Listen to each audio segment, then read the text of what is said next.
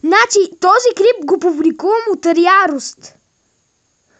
Казах в предишния клип, няма да снимам клипове повече. Това ми сигурно ще снимам, ще качвам видео, клипове като от ярост. Като от ярост ще качвам клиповете. Защото, сега ще ви обясня накратко. Стъпка 1. За да си построите малък каменен град, в който да си се забавлявате, за да убивате време, понеже цял ден няма какво да правите и единственото, което да правите е да седите на кревата и да гледате как тревата и към двора и слънцето как я пече. Значи първа стъпка от това как да се направите каменен град без да ви го щупат за 5 минути. Първа стъпка, взимате един голям каменен склад и да имате няколко говеда, за да изкопаете камъни, да ти ги доставят най-добре гранитови скали с набити железа в тях, за да може говедото дори с чук да го чупи, да не може да го щупи от желязото, Направил съм си аз нещо, което го строя 4 седмици.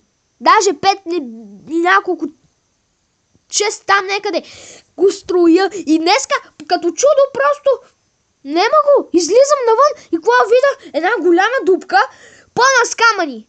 И те камъни не каквито и да са камъни, а не камъни, които аз сложих. И виждам дървената ми портичка точно там. Щупена. Знам, че звучи малко детско, ама какво правите? Имате малко видеоигри на компютъра, имате малко игри на таблета, таблетът ви бъги, като ви пуснете някаква игра. И, нали, фащате няколко говеда да копаят камъни. И аз склада най-добре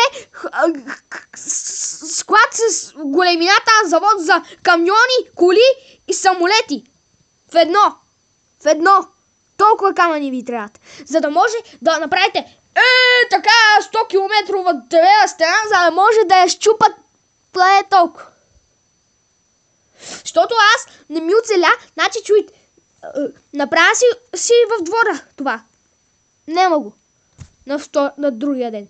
Направя си го навън. Колите го щупили. Даже ако искате в някой да ви го покажа руините на нещата, които аз строих. И даде и няколко приятели. Всъщност един приятел повече построи всичко, но да. Строях го това. Помагах, чупих камъни, вадих от земята. От реката вадих камъни, за да си плътна малко времето. И после днеска, като по чудо гледам, всичко щупя. Всичко. И нали, после като направите голямата 100 километрова стена, пускате ток по нея. Копаете с това по ебаната земя и изкарвате кабели по тях. Връзвате тези кабели към железна щипка. И защипвате тази щипка за железните утелени огради, които сте ги сложили над факания замък. И после през нощта дърпате това. Кой го пипне, ще стане въглен. И нали, това е второто, за да не ви го щупат 5 минути. После взимате една голяма цистерна с бетон и обливате цялата почва в бетон. В бетон. За да не може да решат да фрат Молотов или такива. Ако има предвид, че живеете в някакъв луд квартал, не че аз живея в луд квартал, но просто през нощта там, нали, живея до парк живея. Това е лошото, защото до парка става работата. Значи когато преди оправят парка, във Владая съм, ако някой се чуди, всичко в семки. Буклук.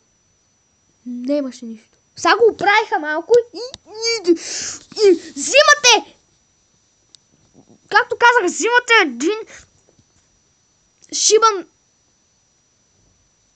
повод. Да, шибан повод. Железен. С шипове на него. С шипове, по които да тече горещ огън. Огън. Не, аз пък и лора. Лава. И го връзвате това към някаква бесна хрътка. Не хрътка, а вълк, който не е ял от 3 дни. И единството, което е ял, е шибаните зеленчуци. И нали връзвате вълка и някой дойде ли го изжире. Значи, ако не ми вярвате, елате в Владая, близо до парка, аз живея. Не знам, някои хора може да ме познат, ама там живея, бе. Отидете до един грил. До грила виждате една грамадна яма. Тя се личи пълна с камъни, дърво и други глупости, които съм ползвал, за да изграда това. И после като вържете бесния вълк, правите малки катапулти. Катапулти, малки. Ама не каквито и да е катапулти, а катапулти от желязо. И после слагате един втвърден газ, ако някой знае как се втвърдява газ, или пък яйце пълно с нафта, палите го и това е. Това е единствения начин да си опазите нещо, което сте строили дълго време. Значи, звучи малък град. Малък. Това дори не беше град, това беше по-скоро. Още работих по крепостната стена, която я строих 5 седмици. И 6, не знам. Бе, там некъде да му се не знае. И какво? Просто това усилие всяка година го правя лятото. Всяка година. От 5 години. Знам го, защото пресметнах един приятел. Съм го запаметил така на първия. Един приятел първо го предложи като идея. И помня коя година беше това. Помня. 5 години. 2011. И 11-та. И шибаната година, която това се е разцъфнало до сега. 5 години по-късно още не е оцеляло и една година. Миналата година си го направих в двора. Разбутахме ми го, защото нали идва зимата и не ще стане лошо. Разбутах го, махнах го. И защото нали взима голяма част от двора. Каква бе голяма част, бе? Това са 2 метра. Само 2 метра. От целия двор. Който е сигурно 5-6 декара.